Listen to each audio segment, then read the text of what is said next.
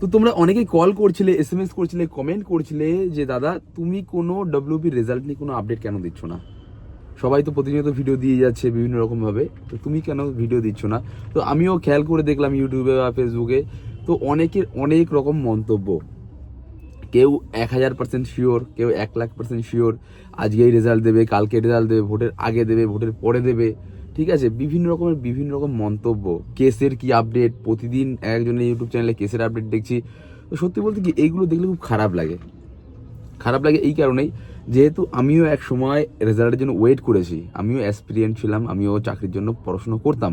তো সেই কষ্টটা, আমাদের কষ্টটা কিন্তু যারা পড়াশুনো করছে বা যারা পড়াশোনা করে চাকরি বাকরি পেয়েছে, যারা ওয়েট করেছে তারা কিন্তু বুঝতে পারবে। বাইরে থেকে কেউ যদি ভিডিও করতে আসে তারা কিন্তু ব্যাপারগুলো বুঝতে পারবে না। তো একটা সময় আমিও প্রচুর এই প্রবলেমগুলো ফেস করেছি। প্রতিদিন একটা নতুন নতুন ভিডিওতে ক্লিক করতাম আর গিয়ে দেখতাম সেই একই ব্যাপার, যে দেখাচ্ছে এমনভাবে থাম্বনেল ক্লিক করা আছে যাতে কিনা তুমি ক্লিক করলেই রেজাল্ট দেখতে পাবে, বাট আলটিমেটলি ওখানে গিয়ে সেই ঘুরিয়ে পেঁচিয়ে একই ধরনের কথা। তো তোমাদের আমি আগেও বলেছি, এখনও বলছি, সোশ্যাল মিডিয়ায় কিন্তু কোনোরকমভাবে অ্যান্সার পাবলিশ করবে না, রেজাল্ট পাবলিশ করবে না। পাবলিশ করবে কোথায়? অফিসিয়াল অ্যান্সার কি যেখানে বেরোবে, অফিসিয়াল ওয়েবসাইট ডব্লিউপির, পিআরবির।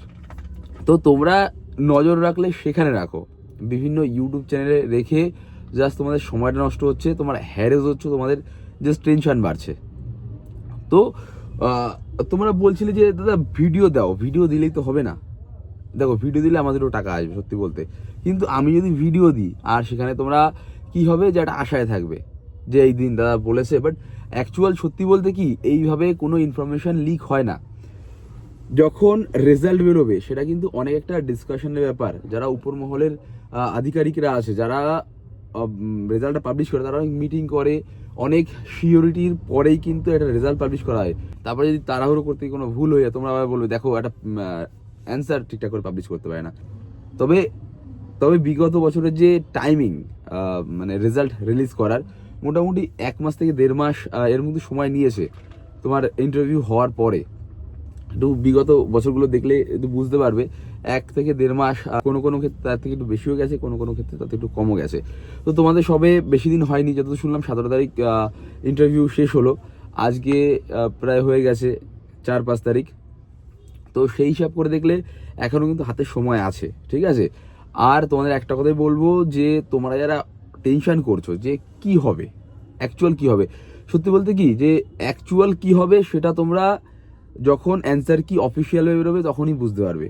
বিভিন্ন ইউটিউব চ্যানেলে বা বিভিন্ন ফেসবুকে বা বিভিন্ন রকম সোশ্যাল মিডিয়া হ্যান্ডেলে দেখে কিন্তু তোমরা বুঝতে পারবে না। তোমরা জাস্ট টেনশন বাড়বে তোমাদের, তোমরা জাস্ট ডিপ্রেশনে পড়বে, সত্যি বলতে এটাই।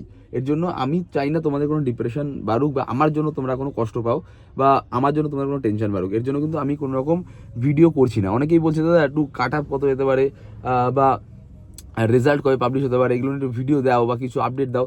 আমি ইচ্ছে করে এগুলো দিচ্ছি না, যাতে কিনা তোমাদের কোনো মিসগাইড আমি না করি, আমার তরফ থেকে কোনো তোমাদের প্রবলেম ফেস না করতে হয়। তো একটা কথাই বলবো, যে তোমরা বারবার করে যেটা বলছিলে যে রেজাল্ট কবে দিতে পারে, এটা আমি একটা অ্যাপ্রক্সিমেটলি বলছি, আশা করছি তোমাদের ভোটের আগে রেজাল্ট দেবে।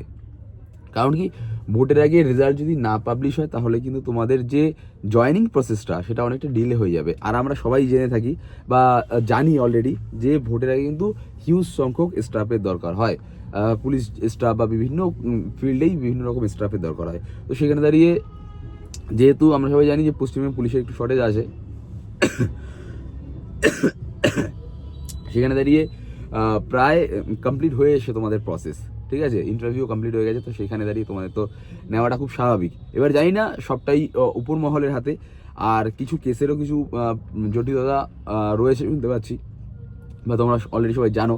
তো আশা করছি কেস হয়ে মিটিয়ে সব কিছু করে তোমাদের কিন্তু ভোটের আগেই জয়েনিং করাবে।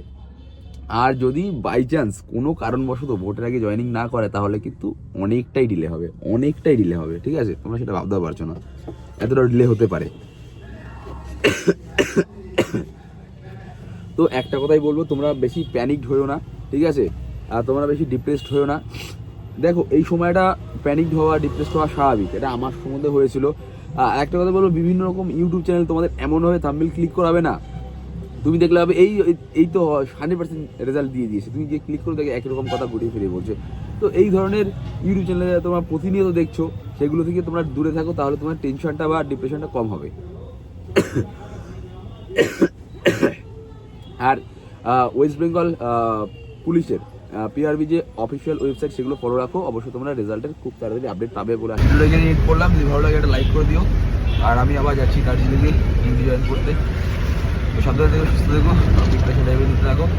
আশা করি তোমরা খুব তাড়াতাড়ি রেজাল্ট পেয়ে যাবে এবং জয়েনিংটা খুব তাড়াতাড়ি করে নেবে। চলো।